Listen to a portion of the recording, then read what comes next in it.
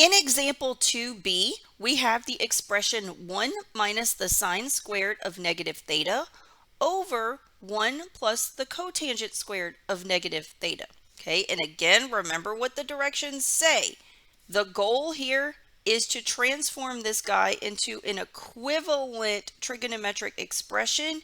In the final answer, you can have any of the trigonometric functions, but you don't want to have any fractions, and all of the functions or the arguments have to be theta, okay, meaning you can't have negative theta as an argument.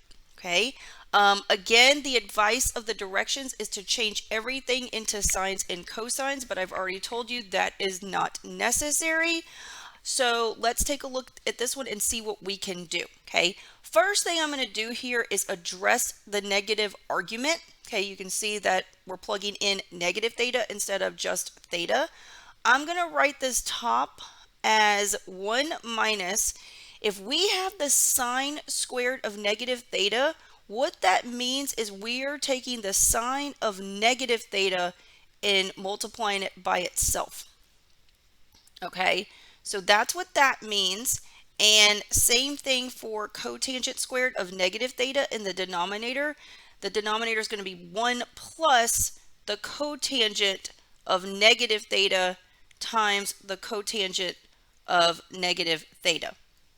Okay, so now I'm going to apply the even and odd properties. I know that both sine and cotangent are odd functions, so that means we can pull the negative out front, okay, outside of the argument. Okay, so I'm going to do this step by step. Okay, this is now going to be 1 minus. Let's deal with the first sign here. The sine of negative theta. Pull the negative out front. This is going to be negative sine of theta, okay, times, we can do the same thing to the other sine of negative theta. That's going to be negative sine of theta. Okay. Same logic in the denominator. We're going to have 1 plus cotangent of negative theta. Cotangent is odd. Pull the negative out front. This is going to be negative cotangent of theta times negative cotangent of theta. Okay, so we keep going here. Okay, let's simplify inside the brackets. Okay, so in the numerator, we're going to have 1 minus this negative times this negative will turn positive. So we will be left with sine theta times sine theta. That is going to be sine squared of theta. The bottom, same thing. We are left with negative times negative inside the brackets. Negative times negative will turn positive.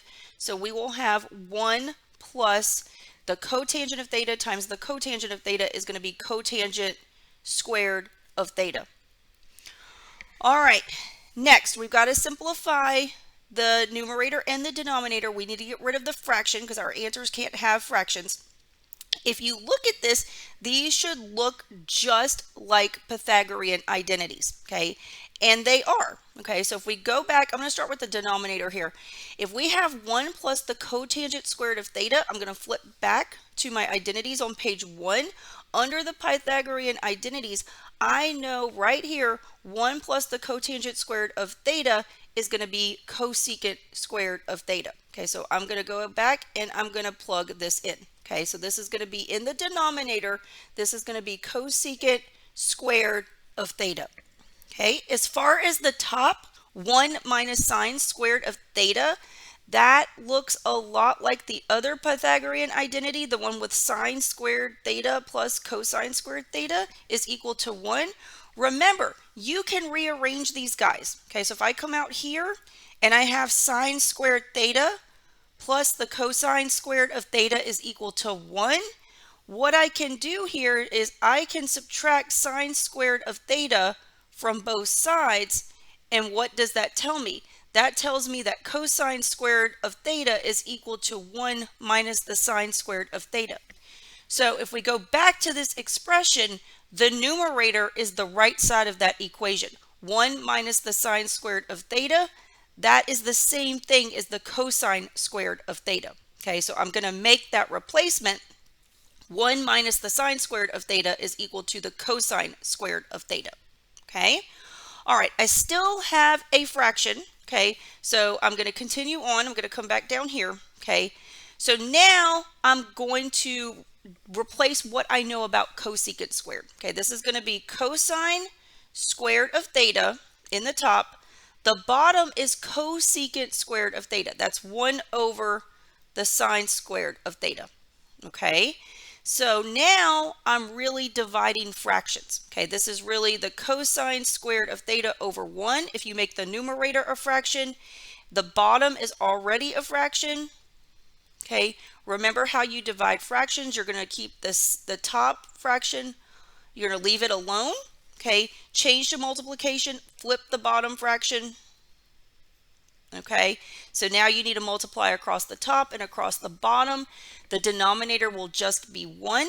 So the final answer here is going to be cosine squared theta times sine squared theta. Okay, how do we know we're done? Well, does our answer, meet the qualifications for an answer? Okay, well, yeah, it's got, you can have any of the 6 trigonometric functions appear in the answer. Okay, so that's good. We have gotten rid of the negative theta. Our arguments are just theta, not negative theta. Okay, and lastly, there aren't any fractions. Okay, so this is good to go. It is an equivalent expression, meaning the answer in the red box is the same thing as this expression. They look totally different, but they are equivalent. They're the same thing. Okay. All right, let's try the next one. Okay, in part C, we have the expression we have cosecant of theta minus sine of theta. Okay, there's not a lot to this one. We have to, like I said, simplify this, or not really, simplifying is probably the wrong word. We're just trying to convert it into an equivalent trigonometric expression. Okay, the only thing I can think of to do here is start with the cosecant and write that as 1 over the sine of theta, okay, minus the sine of theta. Okay, so here I am converting everything to sine and cosine. Okay, we're not done yet because we are left with a fraction and we can't have fractions in our answer. Okay, so what I'm going to do is, well, follow your instinct. What does your instinct tell you to do now? All right, let's try to combine these guys into one fraction, and then we'll deal with the fraction after that. Okay, so we are subtracting 2 terms here. The first one is a fraction, the second one is not. So I'm going to make the second one a fraction by putting it over 1, and then I'm going to combine these guys into one fraction. So I need a common denominator. Anytime you're adding or subtracting fractions, you need a common denominator. To get your common denominator, multiply the denominators together. Sine of theta times 1 is just sine of theta. That's going to be the denominator here. All right, so now we need to go adjust the numerators. If I look at this first fraction, it already has the correct denominator, okay? So I'm going to leave the numerator alone. It won't change. We will keep the minus sign in the middle. If we look at the second fraction, it does not have the correct denominator, okay? So we need to make it have the correct denominator. So the only way that can happen is if we multiply the 1 by sine of theta. But to keep this balanced, if we did this to the bottom, we have to do it to the top. Okay, so in the numerator, okay, if we multiply across the top and across the bottom, yes, we will have the correct denominator, but the numerator is now going to be sine theta times sine theta, which is sine squared of theta. Okay, all right, so now we've got everything combined into a single fraction, but we know we can't have a fraction in our answer, so let's keep going.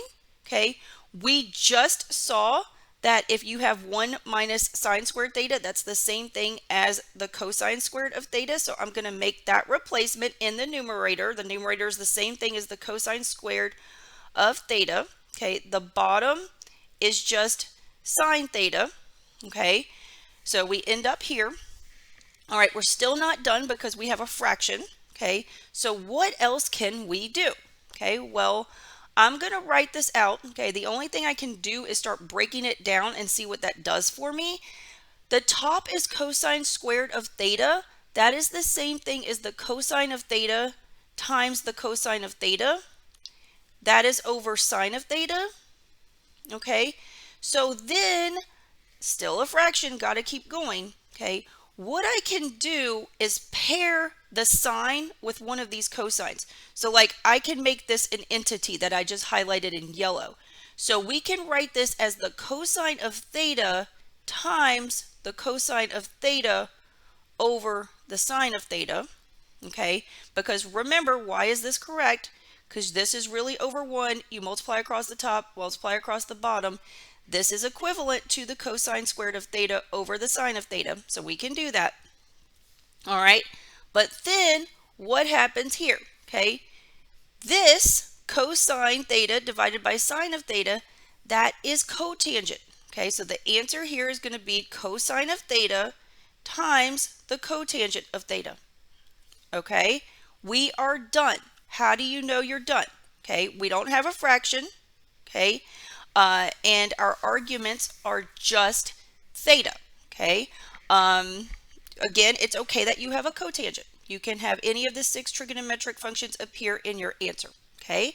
This is it. What this tells us is that if you have the expression cosecant theta minus sine of theta, that is the same thing as using cosine of theta times the cotangent of theta.